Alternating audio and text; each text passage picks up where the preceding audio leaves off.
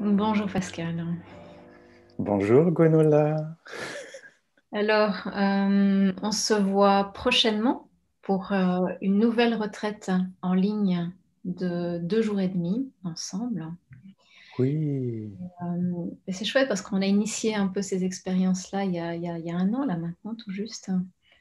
Et puis, on réitère cela ici au mois de mai. Donc, ce sera en 2 épisodes, en quelque sorte. Un premier épisode du 21 au 23 mai.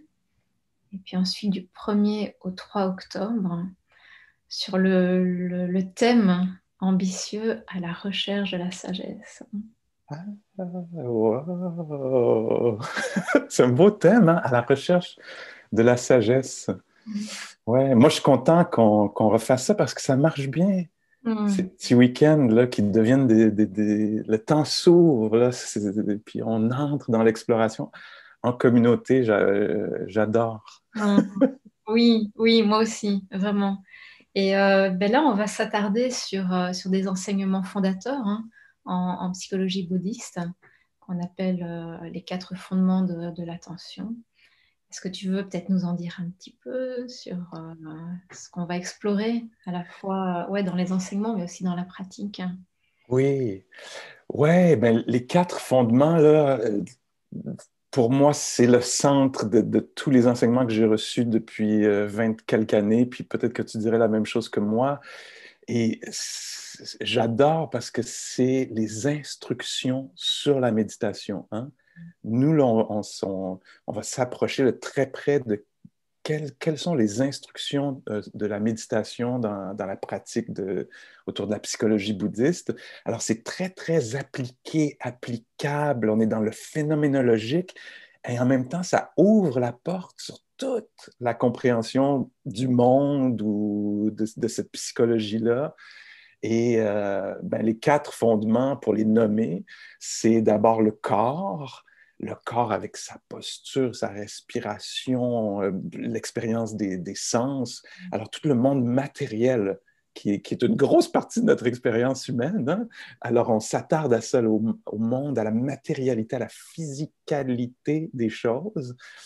Et avec ça, le deuxième fondement, donc ce sur quoi se pose notre attention, hein, c'est ce que ça veut dire, là. Notre attention, la pleine conscience, va se poser sur quoi? Sur l'expérience du corps, un. Deux, va s'intéresser, s'approcher, devenir intime avec l'expérience du plaisir, du déplaisir qui marque notre vie, là, presque chacun chacune des expériences qu'on a, hein, est Mhm. marquée par un léger plaisir ou légèrement déplaisant. Puis qu'est-ce qu'il y a comme potentiel de sagesse à faire sortir de ces deux-là? Ça, c'est en mai. Mhm. Et en octobre, on se retrouve et là, on entre dans la vie intérieure, on pourrait dire, hein? Alors là, on entre dans les émotions, les états d'âme, les états mentaux, les qualités, les facteurs de l'esprit. Je nomme ça un peu de façon peut-être synonyme, là, puis on ira voir l'humeur. Et là, on entre dans le ressenti là, intérieur, on pourrait dire en soi, puis on va aller dans ce monde-là. Donc, le troisième fondement, le troisième aspect de l'expérience qui nous intéresse, c'est les états mentaux présents, hein, Mhm. quand on est intrigué, quand on est irrité, surpris, etc. Mhm. Puis après, on va aller voir le quatrième fondement. Ça, c'est comment on peut amener notre esprit de qualités mentales qui sont parfois nuisibles ou affligeantes vers celles qui mènent vers l'éveil Mhm. ou la sagesse profonde. Ouais, ouais. Oui, moi je me réjouis vraiment de cette exploration-là. Et peut-être en quelques mots, on pourrait s'amuser à définir ce qu'on veut dire, ce que nous voulons dire par sagesse, et en quoi, alors je vais être un petit peu provocante, en quoi le fait de s'attarder à l'expérience du corps, on peut regarder pour la première retraite, là, puis les ressentis plaisants, déplaisants, peuvent être une voie d'accès à la sagesse.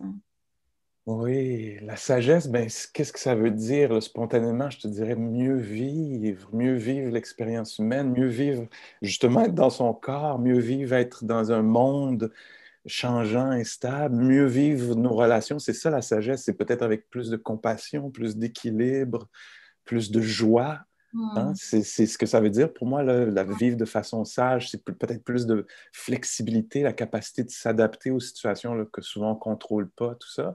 Puis oui, comment est-ce qu'on peut atteindre ça ou développer ça, cultiver ça en passant par le corps? Ben, c'est tellement riche, c'est incroyable, c'est étonnant que ce soit le passage, un des passages en tout cas. Puis ben, pour moi, d'abord, c'est que le corps, il est là, hein, c'est pas de la spéculation, ce qui va arriver la semaine prochaine, tout ça, on ne sait pas, mais le corps, il est véritablement là. Il contient le souffle, qui est notre lien là, tellement intime à ce qui nous garde en vie, le souffle. Puis souvent, on ne considère pas ça, mais le corps ressent les émotions, le corps...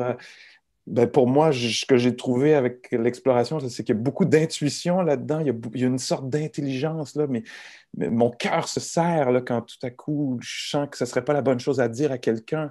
Alors, mon corps est plein d'intelligence. Je pense que les valeurs, l'éthique, et, entre autres dans le corps, mais c'est caché parce que nous, on vit de là à là dans nos idées. Alors, Ouais. on est invité à plonger. Je ne sais pas comment c'est pour toi, là. Oui, je te rejoins complètement. Et moi, personnellement, je suis assez fascinée. C'est vrai, pendant tout un temps, je me sentais assez déconnectée de mon corps.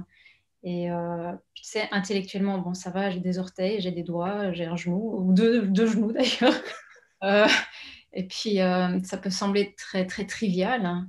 Et en fait, de juste s'arrêter et puis choisir d'être très sensible à toute cette expérience qui est disponible d'instant en instant, en fait, se révèle plein de choses, se révèle toute une vie, une sagesse. Moi, je me souviens t'avoir entendu dire, il y a déjà plusieurs années, que, et moi, ça m'a beaucoup parlé, tu sens l'éthique dans ton corps.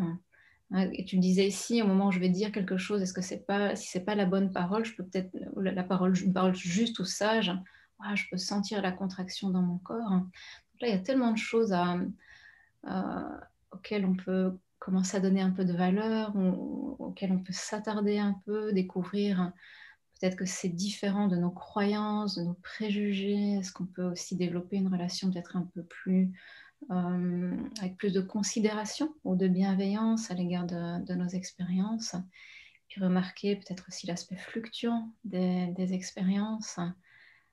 Qu'est-ce qui se passe quand il y a un gros inconfort, quand il y a une expérience de douleur, quel est mon rapport à cela? Puis aussi tout ce qui parfois s'enflamme dans l'esprit en réaction sans qu'on en ait nécessairement conscience.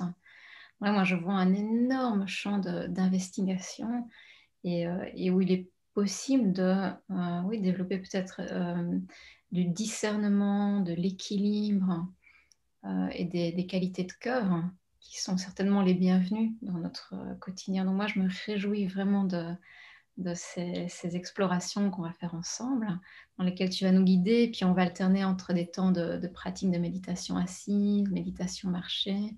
Il y aura aussi des temps d'enseignement, des temps de questions aussi, qui sera Ouais. possible d'aborder. Puis on va être chacun chez soi dans notre environnement physique et c'est ce qu'on va aller explorer, hein, l'expérience physique, ce qui est vu, entendu, ressenti dans le corps, mais le corps dans l'espace, hein, dans l'environnement, Mm. c'est ça. Waouh!